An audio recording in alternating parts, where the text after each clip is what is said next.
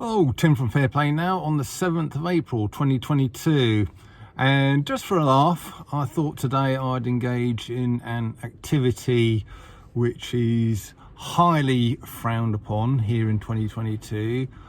It's regarded as being highly revolutionary, highly aggravating to many people, and just something you should not be doing in this day and age, and that is using a bit of critical thinking.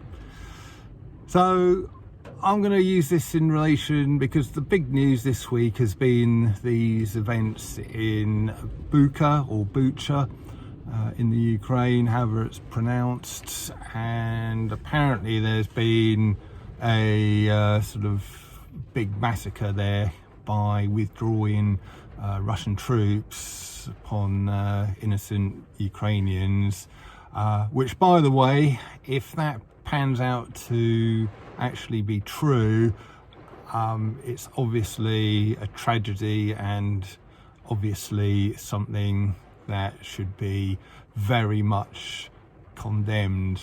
But there are quite a lot of reasons to believe that it's not quite what it seems. I'm not really going to go into that so much. There's plenty of other YouTubers around who will fill you in on various details, including footage of some of the bodies that were lying around in the road, not actually being bodies because they were seen moving around a little bit. But you know, and there's certain shenanigans, and it's not like our media can be trusted. We know they're a bunch of liars, and that same thing goes for the Russian media and the Ukrainian media. So you can't trust any of them, but you have to just apply a bit of critical thinking and come to your own conclusions. And before I do my critical thinking, I will say it really is something that is shunned these days. Matt Letizia, don't know if you've seen that story, but he, of course, has been very much on our side during the nonsense, speaking out, and so therefore the powers that shouldn't be were gunning for him and looking for an excuse to cancel him, as the parlance goes. And he really said the same thing that I've just said. You know, when it comes to the mainstream media, you can't sort of believe everything that you're being told, even with relation to this Bucha thing. And of course, various people, including Gary Lineker and a couple of others, really kind of went into a mad frenzy, and it's meant that Matt Letizia has lost his position as, I think he is kind of an ambassador now for Southampton Football Club, and he has been hounded out of that position, just really for speaking a bit of common sense. And this really is a huge threat. Again, I noticed apparently in Germany they're about to pass a law which is going to mean that you cannot, or it's going to be illegal to criticise politicians. And that is unbelievable, isn't it? But apparently that's a thing. And the last time anything like that happened in Germany was in 1934 by guess who? And moving over to Canada as well, they are about to pass a law as well, which is going to ban sort of protesting, even peaceful protesting.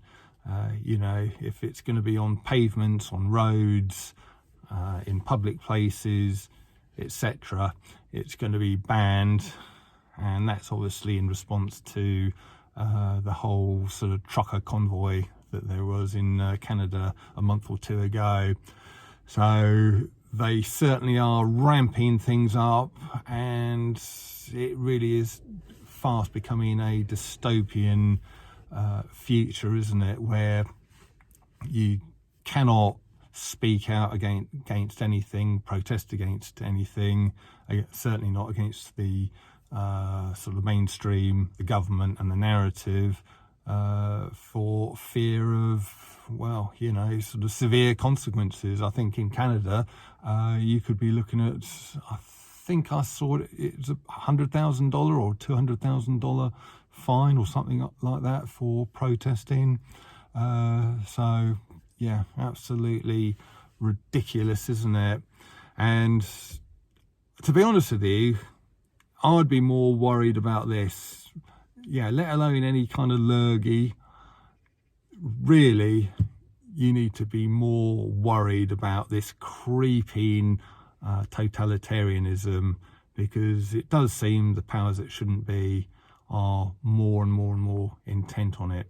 Anyway, let's get back to, that was a bit of a digression really because of the Matt Letitia thing, but let's get back to this Buka thing. And I subscribe to this guy whose newsletters I get once a week, and he says that whenever something like that happens, whenever you see something like that in the mainstream media and you're not quite you don't quite know what to make of it, who's telling the truth, who's lying, because I don't, you don't, and I don't suppose many people do. But he said that when you're confronted by that, what you need to do is really look into who would benefit from the consequences of the event or the story. And you can do that by applying a bit of critical thinking skills. And let's just go through the exercise, do a bit of critical thinking here. So who's going to benefit from that particular action, committing a massacre like that? Would it be the Russians? Okay, I'm not going to discount the fact that it could have been a rogue element who kind of just went crazy and decided they wanted to start shooting a few innocent Ukrainians, and that is certainly a possibility. And it's not like the Russians haven't got form on this kind of thing. You've got the Katyn massacre that occurred in the early 40s after the Russians took a lot of captured Polish POWs. Because what a lot of people don't realise is when the Germans invaded Poland in 1939 to start the Second World War, they only invaded the western half, and the Russians, or the Soviets at the time, invaded the eastern half, thanks to kind of a little deal that Stalin and Hitler made. And so Stalin took his sort of POWs, and he took the higher ranking officers in the Polish military and executed all of them, or most of them, and buried them in the Katyn forest. So you could see that there was, on as evil an act it was, you could see there would be a benefit for Stalin to do that, because these guys being high ranking officers, if he had just let them go, they could have easily or let them escape. They could have easily organised a very powerful, or at least a very troublesome, resistance against Stalin. And of course, he, at that time when these murders were committed, he had no idea that the Germans would be invading the Soviet Union, and therefore that the whole thing would be uncovered. He thought he'd get away with it. But there's no such possibility with this massacre in Buka, because everybody's got one of these, a phone and a camera, and you're not going to be able to get away in any way, shape or form with doing anything like that without it being sort of filmed here, there, and released here, there and everywhere all over the world.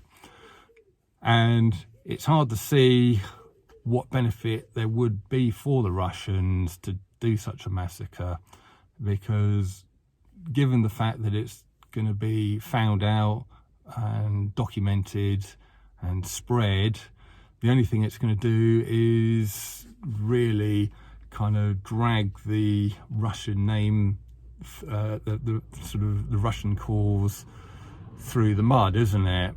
And even people who would have been or would have stayed on the fence, stayed neutral with the whole thing, they will now, you know, if this pans out to be correct, they would sort of turn on Russia and also go in support of Ukraine, and that would go for individuals and other countries who are currently neutral. So it's hard to see what the advantage would be for Russia to do an act like that, really, because all it's going to do is garner even more hatred onto them, and even more opposition onto them, and even more consequences onto them. You could argue they just don't give a toss. You could argue, as I say, that it was a rogue element, and there's certainly no denying that the Russians could easily have done something like that. But as I say, it's hard to see what the benefit would be, isn't it? So moving on to the Ukrainians, if the benefit to them of a massacre, so-called, well, you know, if they can sort of get away with spreading the word of a massacre all over the world, that is going to work in the opposite direction to what it will with Russia. It will get even more sympathy again from currently neutral parties, and kind of get them even more support, even more armaments, even more money, and etc. So you can see that there would be a benefit to the Ukrainian cause.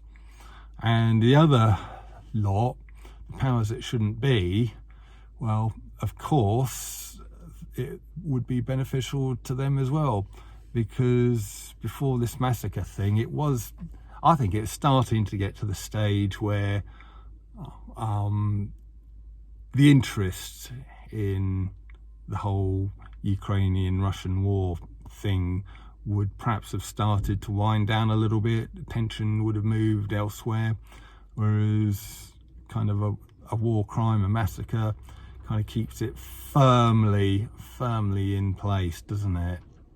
And if the intention of the powers that shouldn't be is to keep this war going for a good few months yet, and attention firmly sort of focused on this war and everything that's going on in it, well, you know, mission accomplished, isn't it? So, like I say, I'm definitely not saying I'm on anyone's side, and I'm certainly not on the side of the powers that shouldn't be. But apart from that, I'm not on the Russian side, I'm not on the Ukrainian side, and I'm certainly not believing what I'm being told. To be honest with you, the truth is probably somewhere in the middle of what the Ukrainian media, the Russian media, the BBC, the American media, etc. are all telling you, somewhere in the middle there.